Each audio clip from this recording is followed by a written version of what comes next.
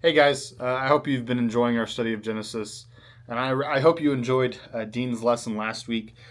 This week, according to the schedule, we're supposed to cover all all the chapters between 32 and 36. But this week, after reviewing it, yeah, there's some things that might be good for us to talk about in those sections, in all of the sections, really. But I really want us to focus on 32, 33, and 35. And chapter 34, there is some things that you may want to mention. I referenced it in one of my footnotes in um, in the notes, but it's also one of those kind of stories that you could easily get sent down a rabbit hole really easy on. And so I tried to avoid it for our purposes here. 36 is a lot like those 11 chapters in Joshua that we studied back in the spring, where it's describing who was born of who and where they lived and the land. And as far as I'm concerned, I'm not going to quiz anyone on the history of Esau's descendants. Rather, I want us to focus this week on Jacob and the growth and the maturity that he goes through. Kind of the focus I had put on this week's lesson was this idea of admitting when we're wrong, um, or having to go back on something. And I think Jacob really struggles with that this week because he comes to a point where he's stuck. He's backed himself into a corner, um, basically, and he has to admit that what he did to Esau was wrong. Sure, it helped him, and one could argue how sincere is he truly. It doesn't say. He doesn't give up his birthright or anything. He doesn't give that back to Esau, but he is concerned with making sure his relationship with Esau is mended. And so what we have here is just kind of briefly strolling through our notes. That first section is the first 21 verses of chapter 32, and it's just kind of outlining the situation Jacob's finding himself in. He's giving in to fear, and I kind of put some questions down, and it's maybe things either you want to think through or you want your class to go through. But it's this idea of, have you ever been so afraid that you've been the only thing you can think of doing is becoming so engrossed in your plan or your scheme, because well, if I plan this correctly, well, then I'm going to be able to get out of this situation or something like that. I know I have, and I'm sure I'm not alone in that feeling. I did write quite a few notes on actually on the next section though, which is verses 22 through 32 in verse not in verse 32 in chapter 32, and part of it is because it's an interesting situation. I think there's really two things I wanted to highlight. Uh, One, I kind of made it somewhat jokingly this point of, it doesn't the story doesn't start in a cinematic way or in a way that we would tell a story in our uh, Western world. Because it doesn't answer, well, how long was this? What were the time constraints? How long after Jacob sends his family away does this man appear? Is this man say something, like, does he say something to get Jacob riled up? Was Jacob praying? What was Jacob doing in this time before this man shows up? But none of those questions really lead us to the point that this story is trying to make. And there's some things that you could argue, well, Bergen, the points you're trying to make or the things you put in the notes, that's not really the point of the story either. And I'm sure there's some of that too. The thing I want us to focus on first off is this idea, and it may be I'm coming out of left field on this, and I hope you understand, but there's just something that when reading the story that kind of struck me. I was wondering in the section of, is this his first time being alone and truly alone, a truly alone and in silence since his time with when he had the dream of the angels ascending and descending. And it may just be one of those. I just got out of a class and we talked about Sabbath a lot and retreat and all those themes, and so maybe that's still on my mind. But I couldn't help but feel like, well, there's probably a good chance that his life has been pretty chaotic, and it's been pretty noisy. He's been surrounded by people traveling with him. He's been surrounded by family and servants, and he's been in service. So he was not only taking care of all of these livestock that are now part of his camp, but he was also for years taking care of Laban's household and all of Laban's things. And is this the first time he's truly had a moment where he's not beat down and tired, where he's actually spending time in silence and by himself? Because then he also comes into contact with God again. The last time he truly had one of those moments where he was by himself. There was no distraction. There was no camp that was needing him, or no comfort of like a bed or anything like that. Was when he was on the run, and he has this dream of angels ascending and descending from heaven, and he hears the voice of God, and he sees the throne room, and now once again he's coming into contact here in chapter 32 when he's alone, when he's outside of his comfort zone, when he's by himself, when there's no noise around. And so I think that it was just something that was interesting to me, because I want us to spend some time and think, have we ever found ourselves having those moments? I know it's really easy to get caught up in the hustle and the bustle and all of the things life can throw at us, right? It's about to be the beginning of the school year. And even though I'm not a full-time student right now, it's still one of those, the school year has stresses and all these events that are just like right across the horizon. Like I see them creeping up on me. And for our teachers and for our students, it's the same thing. And so it's creeping up on them, and our minds have already made the shift. We are no longer in summer mode. We are focusing on that. But I also think back to a couple years ago when everything shut down. Were we not caught off guard in our moments of silence, where we didn't have games or activities or anything that we had to rush to? In activities where calm, where we found peace, where we found silence. And sure, for some of us, especially our more outgoing people, that was a really hard time. But at the same time, I know for me, in those moments of I'm not talking to people, I'm not super busy, I was able to have those moments of, oh, wait, I'm coming into contact with something that I hadn't been paying attention to. Something else is going on here, which is God. And then, of course, it comes up to the question of, what's our practice of Sabbath and rest like? Chapter 32 continues, and this is probably the part where I'm starting to miss the point, but it's close enough to one of those those soapbox moments for me. So I did put a lot of notes into this.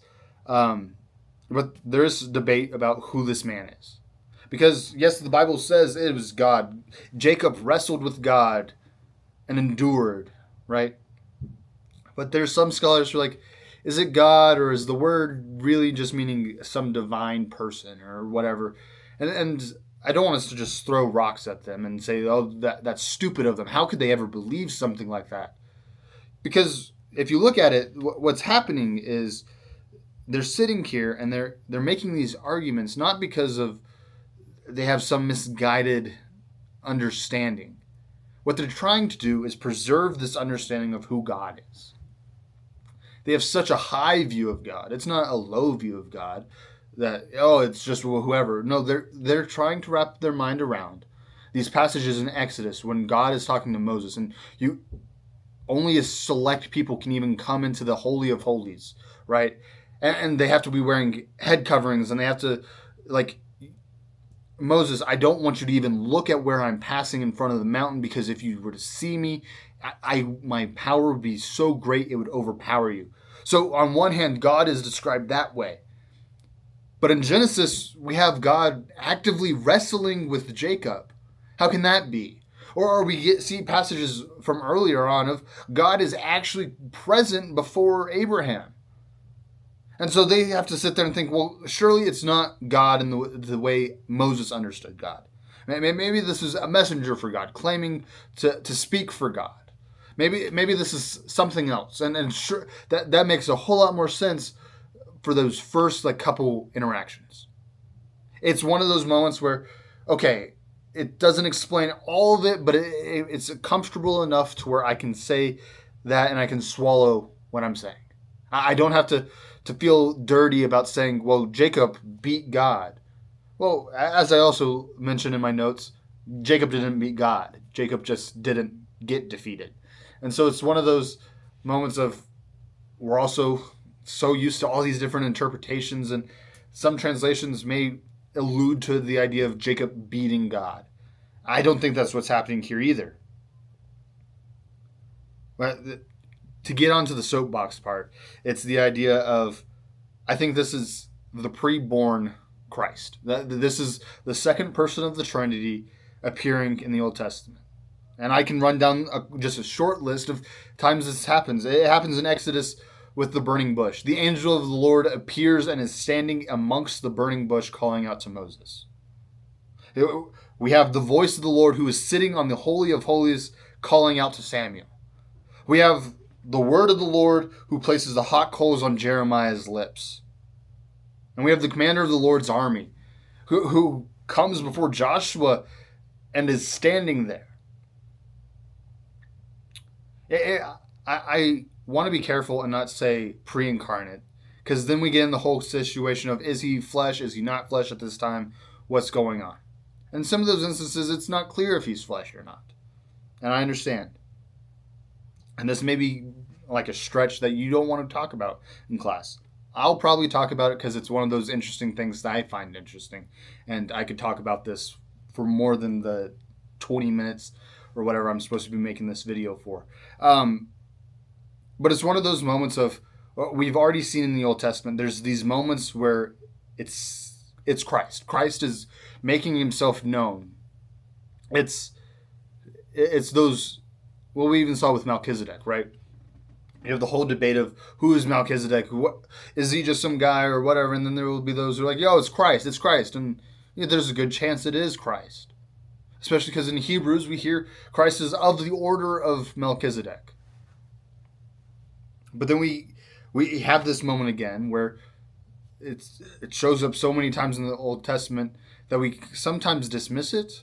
But I think it's present because, well, Christ was in the beginning. John says he was there since the very beginning. And so Jesus didn't just happen to appear during the Roman period.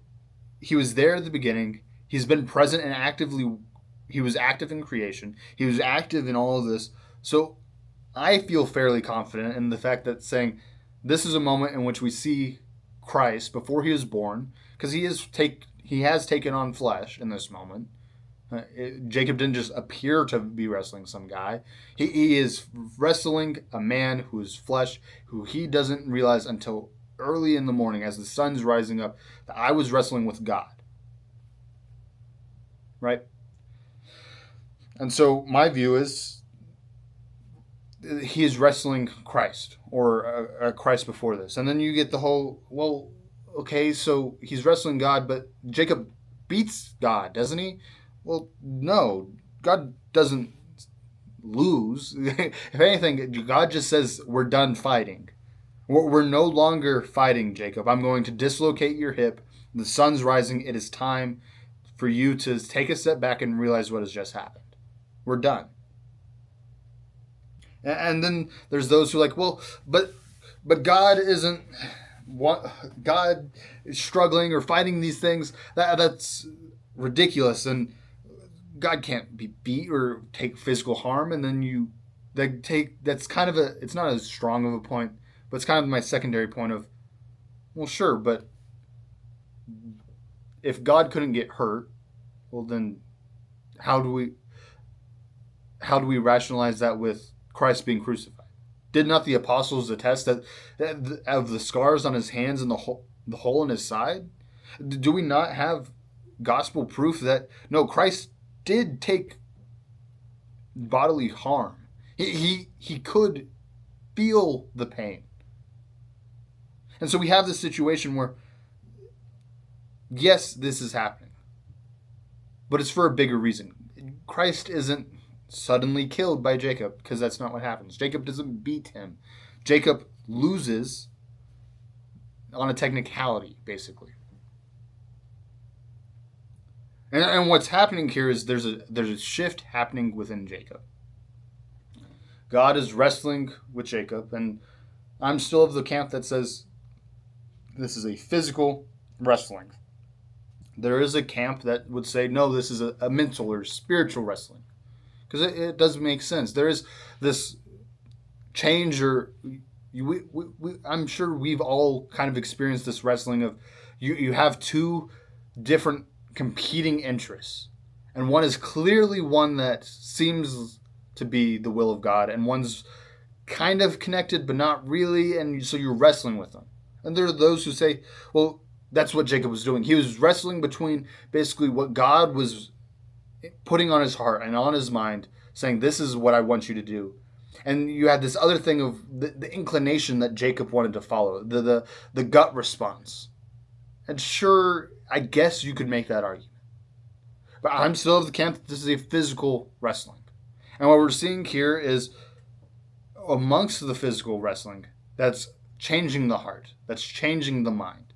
Because after this, Jacob is called Israel because he was with God, he scrapped with God, he grappled with God, he had this relationship that no one else at this point has had, and you could argue many don't have in the Bible, right? He has something far greater than this. But from this point on in Genesis, we see this shift of his character. He is no longer this man who's so tied up in deception and is fearful and is letting his anxieties run. Now he is recognizing it's going to do him no good to try and deceive Esau. He's made his peace. He's willing to be humbled. He has been humbled in wrestling God. It is now time for him to face his consequences.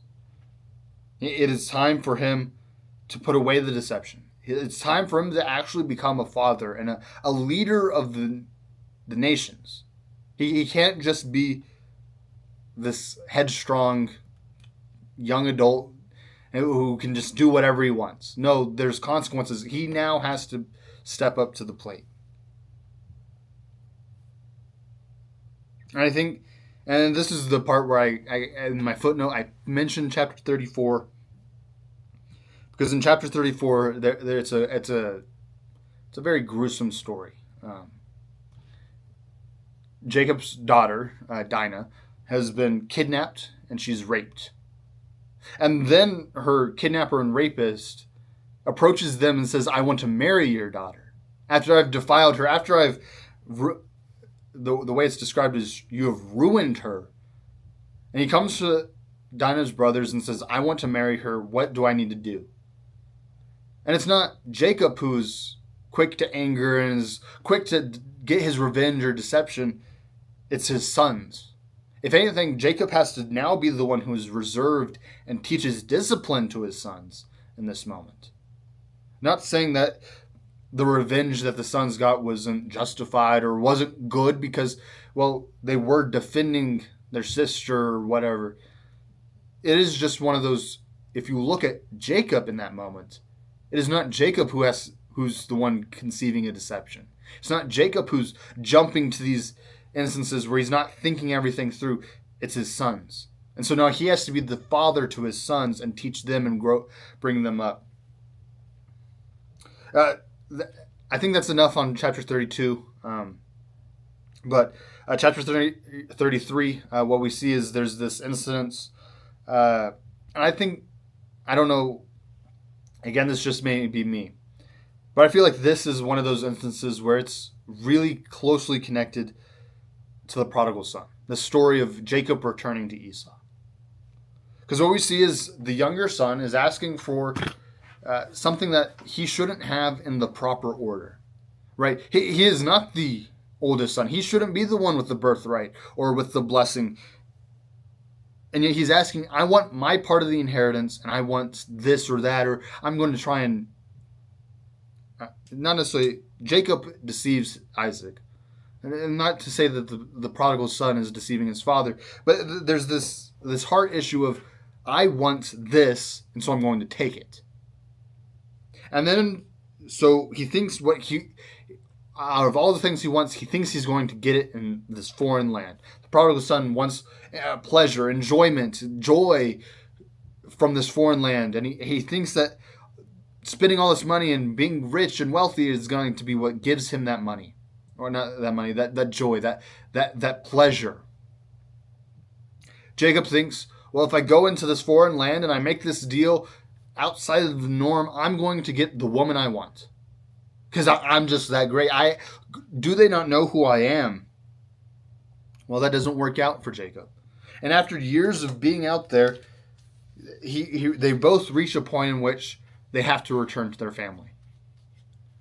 The prodigal son, it's of course because he's used up all the money. He's poor. He is eating amongst the pigs and is sitting, we're not the servants or slaves of my father's house treated better than this.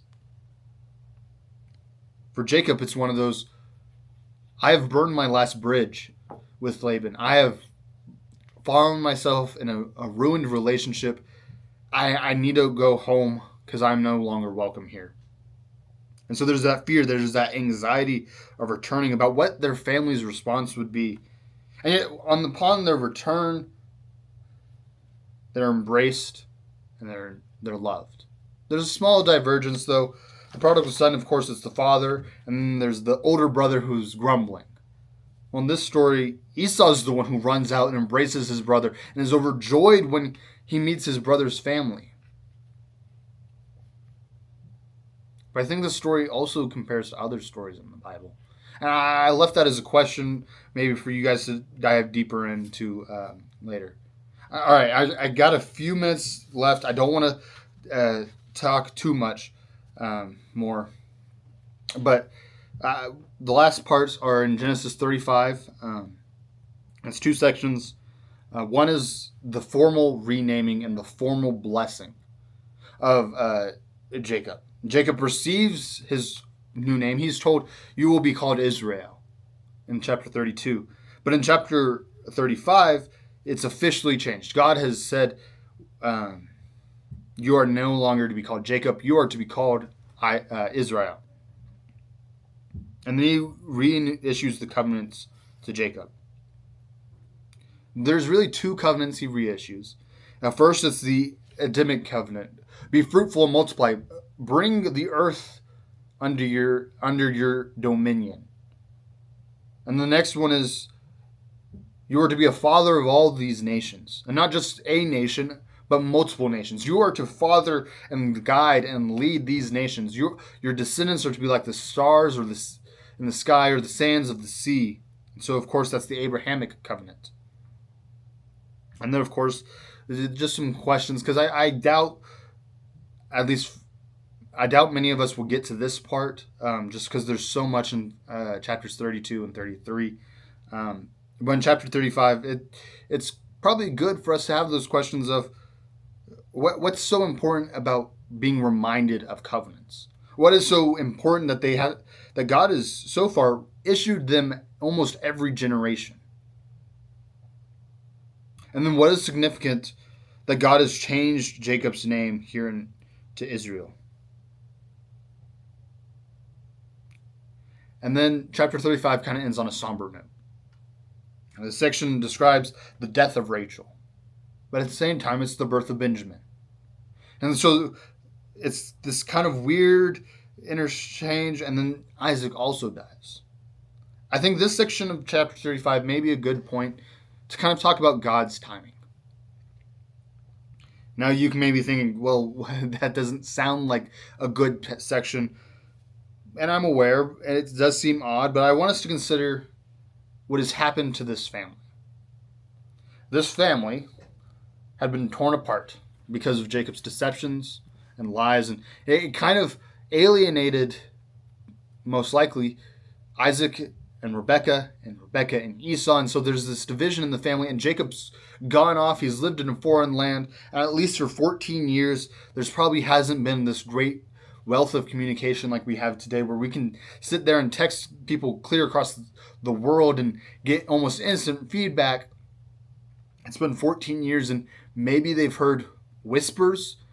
There's no evidence that there was some family reunion where Rebekah and Laban were ever meeting up, or really there's much information being exchanged. So surely there had to be a moment where Jacob had to sit there and think, my father was in terrible health when I left. The part of the reason why I deceived him was because his eyesight was already failing. And that was when I was young, and it's been at least 14 years. Is my father even alive? He knows he's not in good health because Esau is the one to come and greet him. But even on the journey, there had to be a part of him that was sitting there thinking, I may never see my dad again. Yet God has brought Jacob back into the family. These relationships have been mended, and Jacob has been able to not only repair his relationship with Esau, but he's able to repair his relationship with Isaac before Isaac's passing. We could go into more about the death of Rachel or the death of Benjamin, and yes, there's probably some good sermon illustrations in those verses too. But it's one of those, I've been just hitting the bullet points, and I'm already almost at 27 minutes. And so the idea of after the prayers and the coffee breaks and all of that you guys do in your classes, I think we have a wealth of stuff to cover this week. And I thank you guys for being patient and being able to work through this. I know it's been a lot this summer, but we only have a few more weeks left. And then, of course, I didn't even mention my conclusion. My conclusion is kind of related to the opening. But I think it would be good, even if you don't get to chapter 35 or really that far, I do think if you're so inclined, maybe it's good to maybe just start here and have your class think about the relationships with your family members. Even the best of us don't have perfect relationships with our families. Many of us have caused harm, or if at the very least because of things we've said or the things we've done. And so based off of these passages, I want us to spend some time not only thinking about those relationships that we've harmed, but how we might move forward with it. What are the things we need to maybe start those conversations with? How do we start those conversations? Is it something where we can just text them and, everything's peachy dandy now, or I'm guessing it's not going to be that way. But I want us to start thinking about and kind of prompting that let's repair our families. Let's reignite these relationships, not because we hope that they can go back to what they used to be. No, they'll never go back to that point. But we could repair relationships. We can grow closer to one another. And it's in those reforming of relationships that we are able to share Christ to those we love. I know it's a lot. I did start dismounting and I got caught off guard again. But thank you guys so much. If you have any questions, feel free to email me or text or call or whatever. If you send me something in the mail, I may get it in 3 weeks. But thank you so much. I hope that class goes well for you this Sunday. Thank you so much.